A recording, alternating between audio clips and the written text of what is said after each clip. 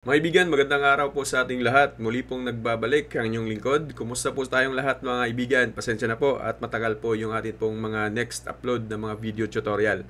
Sa araw na ito mga kaibigan ay gusto pong ibahagi sa inyo kung paano po mag-setup or mag-config ng VLAN ng Comfast EW73. Pero bago po yan mga kaibigan, gusto ko lamang pong i-shoutout ang ating pong mga kaibigan na nag-join po or nagpa-member po sa ating pong pa-shoutout. Gusto pong i-shoutout si Mr. Hype, isa sa mga kaibigan natin na nanatili po sa atin pong YouTube channel. At shoutout din natin mga kaibigan itong si Mantic.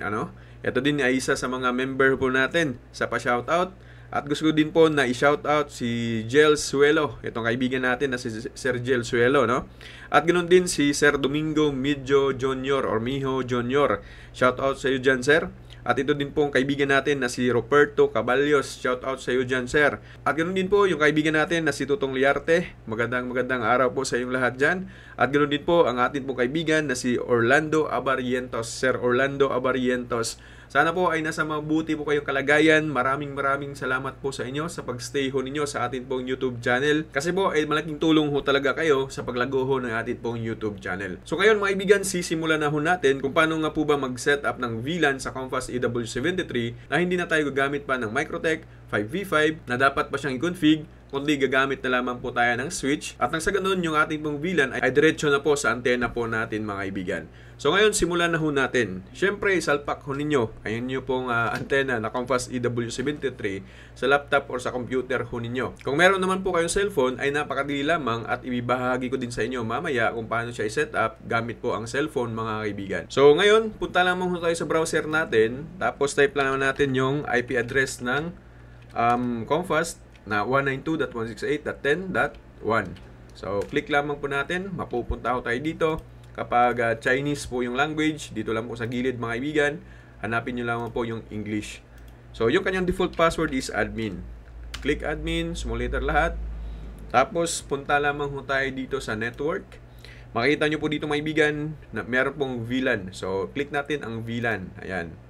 Pag-click natin sa VLAN mga kaibigan, punta tayo dito, click natin itong add. Okay? Click add. Tapos dito sa connection type mga kaibigan, ay lagay nyo naman po unmanage. Ayan. For example, LPB yung gamit natin. Pagkatapos default yung kanyang VLAN ID, lagay natin dyan 13. Kung Easy Wi-Fi naman, yung default ng Easy Wi-Fi ay 88. At kung Wi-Fi 5 naman, 22 and 13. Pero pwede po yung ibahin mga kaibigan. For example, gusto po natin ng VLAN 14.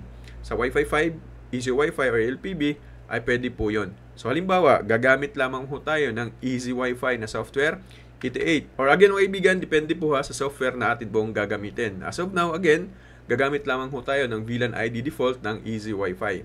So pagkatapos niyan mga kaibigan, click nyo lamang po ang LAN 1. Ayan, click nyo ang LAN 1. Yan lang po ang ating gagalawin po dyan. Tapos, click lamang po natin ang save. Ayan, nakasave na siya. So, punta tayo dito sa wireless. So, dito sa wireless, mga kaibigan, yung i-setup natin dito is ito lamang po sa taas. Ilagay ko lamang po, Comfast VLAN testing. Yan po yung ilalagay ko. So, hindi na natin lagyan ng password kasi para to sa piso Wi-Fi. Tapos, dito mga kaibigan, choose VLAN 1. Ayan. Tapos, click apply lamang po. Ayan.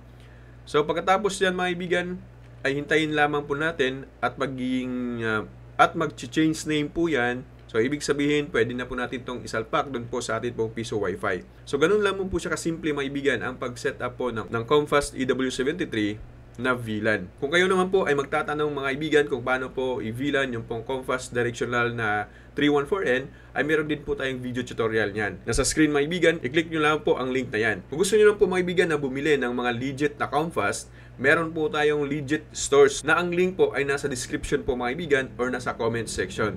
Bisitahin nyo lamang po at dyan po kayo bumili kasi recommended natin ang tindahan na yan. O nga pala mga kaibigan, huwag nyo kalimutan na mag-subscribe, mag-like, mag-share ho ng ating video at ang pinaka-importante sa lahat na i-click ho ninyo ang ating pong notification bell. At ganoon din po, kung hindi po kayo naka-follow sa ating pong Facebook account, ay meron po tayong Facebook mga kaibigan. Yan po sa screen, bisitahin nyo lang po at mag-follow ho kayo dyan kasi marami din po tayong video doon mga kaibigan sa Facebook ho natin. Again, magandang araw po sa ating lahat and God bless us all.